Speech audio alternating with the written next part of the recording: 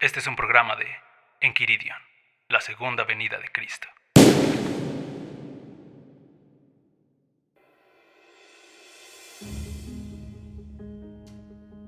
El séptimo ángel tocó la trompeta, y hubo grandes voces en el cielo que decían: los reinos del mundo han venido a ser de nuestro Señor y de su Cristo, y Él reinará por los siglos de los siglos. Apocalipsis 11:15.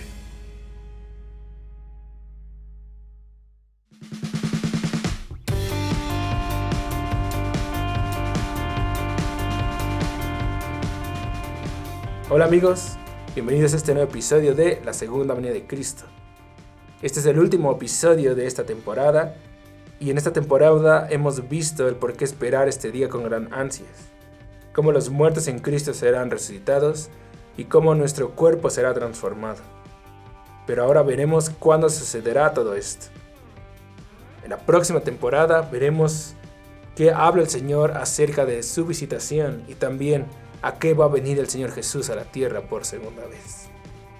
No olviden seguirnos en nuestras redes sociales para que tengan más noticias sobre el contenido que estamos sacando.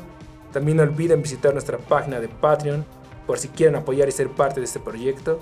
También recuerden que pueden oírnos en Spotify y en la app de podcast de iOS. Y diciendo todo esto, comencemos.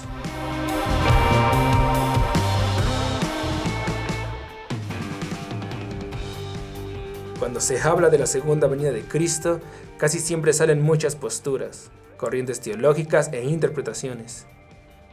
Sé que con mucho amor y de manera genuina, hombres de Dios han tomado alguna de ellas para estudiarlas y edificar a la iglesia. Realmente honro a aquellos hermanos que lo han hecho así. En los últimos años el Señor nos ha dado gracia para conocer el día de su visitación, y por esa gracia y por su misericordia hemos comprendido algo de cuándo será esto. Todo esto gracias a su precioso Espíritu Santo y a la bendita palabra de Dios.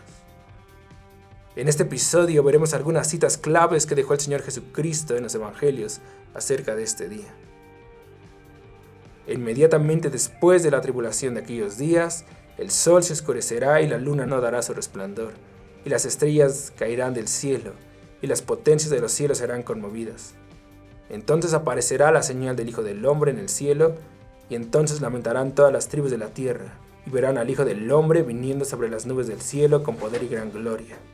Y enviará a sus ángeles con gran voz de trompeta, y juntará a sus escogidos de los cuatro vientos, desde un extremo del cielo hasta el otro. De la higuera aprendan la parábola. Cuando ya su rama esté tierna y broten las hojas, sepan que el verano está cerca. De cierto les digo que no pasará esta generación hasta que todo esto acontezca.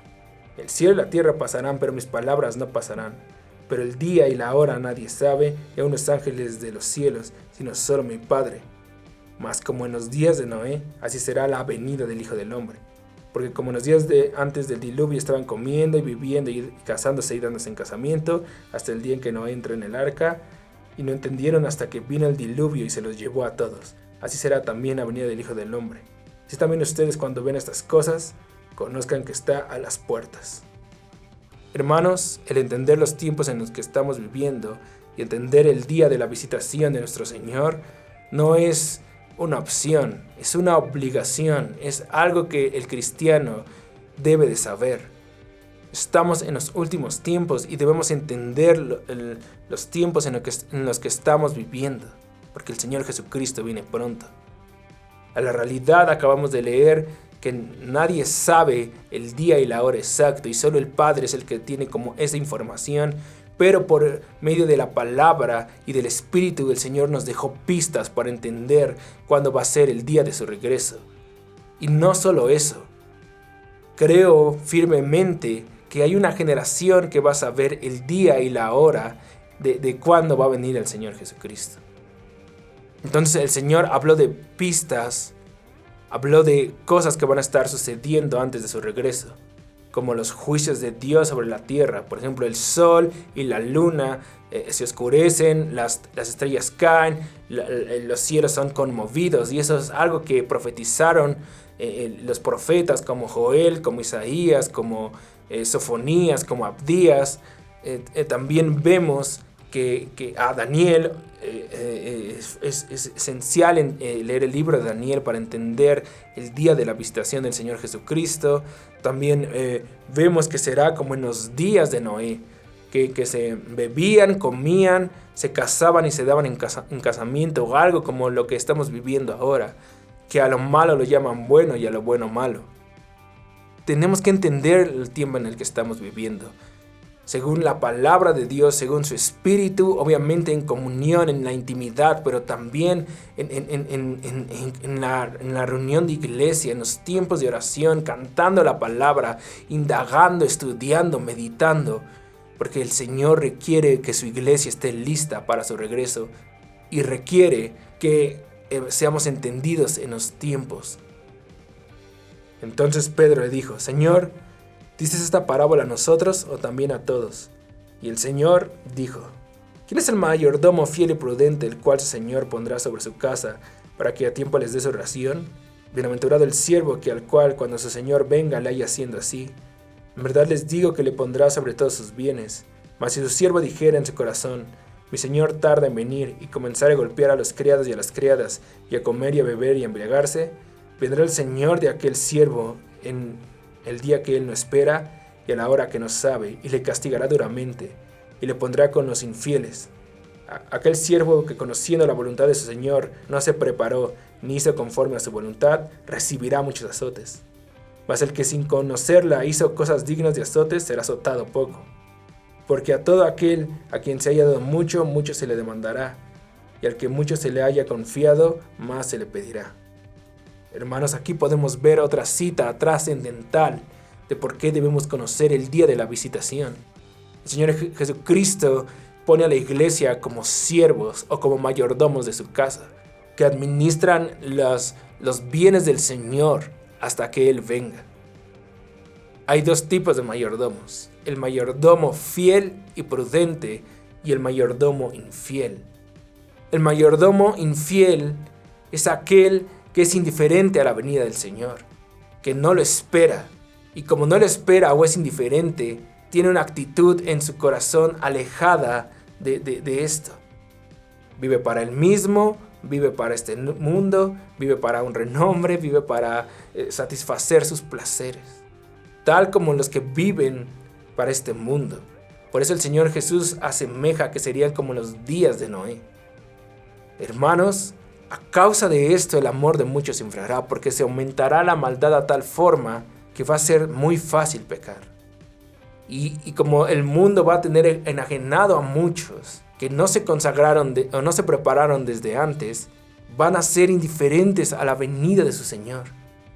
Y como dice Mateo 25, en el momento de más oscuridad y de mayor trascendencia, van a estar golpeando a sus consiervos, van a estar borrachos, con otros borrachos que se embriagan en la noche, y van a estar viviendo para los deleites de este mundo. Y hermanos, no van a estar listos. Y dice Lucas 12 que si el Señor te encuentra así, vas a recibir muchos azotes. Va a haber una reprensión, va a haber un castigo por no haberse preparado. Un amigo muy querido tiene esta frase que dice: si tú no esperas la segunda venida de Cristo o que tu Señor venga, si tú no esperas que todo esto se va a cumplir, eres un burlador del regreso de Jesús.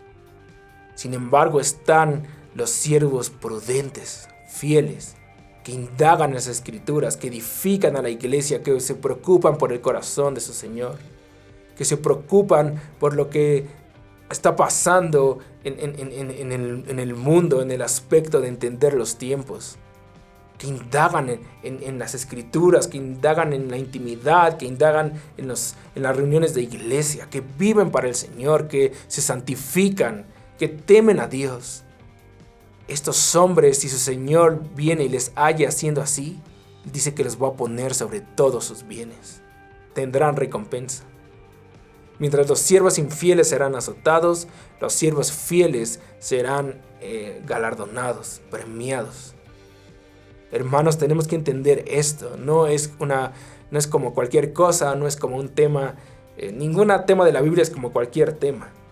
Pero como vimos en los primeros episodios de este programa, este es el fundamento de la iglesia. Este es el fundamento de nuestra vida cristiana. Esperar por nuestro Señor, teniendo comunión con Él. Solo les dejo este tema como reflexión para indagar el tiempo de la visitación de nuestro Señor. Y acabo con esto.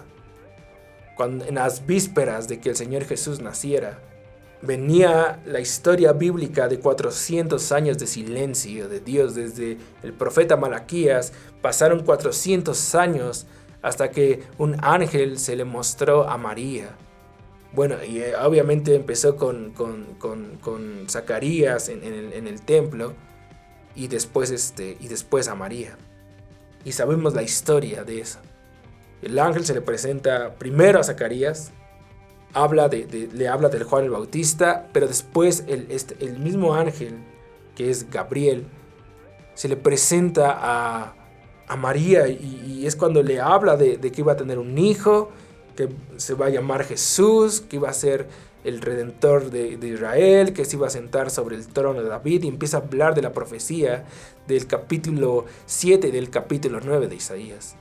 Después se le presenta a José, que no tiene que desechar a su esposa, y le da las instrucciones. Entonces está pasando algo ahí en el corazón de Dios, pero Israel estaba bajo el imperio romano. Nadie estaba esperando al Mesías realmente, excepto los que velan y oran. Y había dos personas entendidas en los tiempos que esperaban al Redentor de Israel. Número 1, Ana, la profetisa. Ana, la profetisa, era alguien que quedó viuda desde muy joven y dio su vida a estar en la casa de oración, en el templo de Dios. Dio su vida para entender el corazón de Dios. No se casó, no quiso hacer familia otra vez, no buscó la fama, la gloria, el renombre, la posición. Y hermanos, cuando digo esto, no es algo exagerado de, quiero ser visto el gran atleta, el gran empresario. No, estoy hablando de deleitarnos en lo que está en nuestro corazón. Ser aprobados por los hombres, entrar a un círculo. A eso me refiero cuando hablo de buscar fama, posición, renombre. Cerrando este paréntesis, Ana renunció a todo eso, ni siquiera se volvió a casar. Pero ella entendía el corazón de Dios y vio al Hijo de Dios. Vio a Dios hecho hombre. Vio la venida de este rey en su primera venida. Y se lo compartió a gente que estaba esperando lo mismo que ella. En cuanto lo vio, dice la palabra que corrió y les fue a hablar a los que esperaban esto. Un grupo de gente, hermanos, un remanente.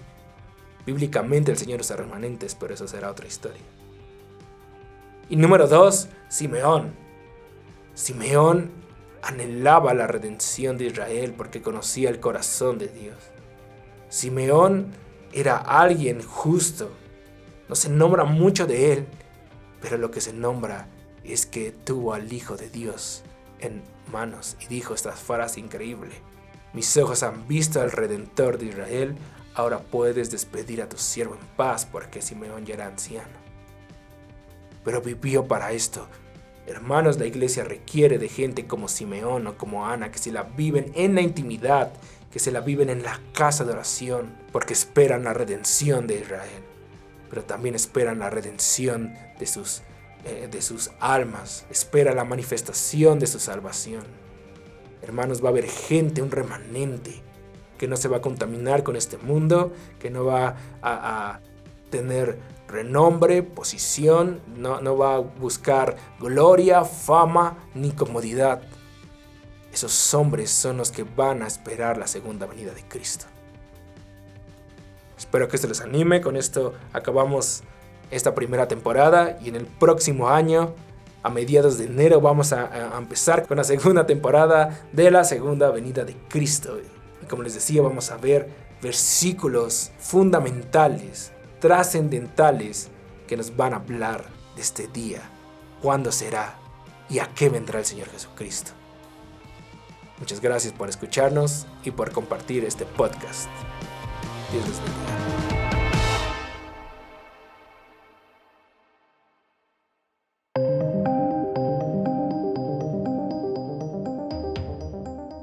Este fue un programa de Enquiridion, la segunda venida de Cristo.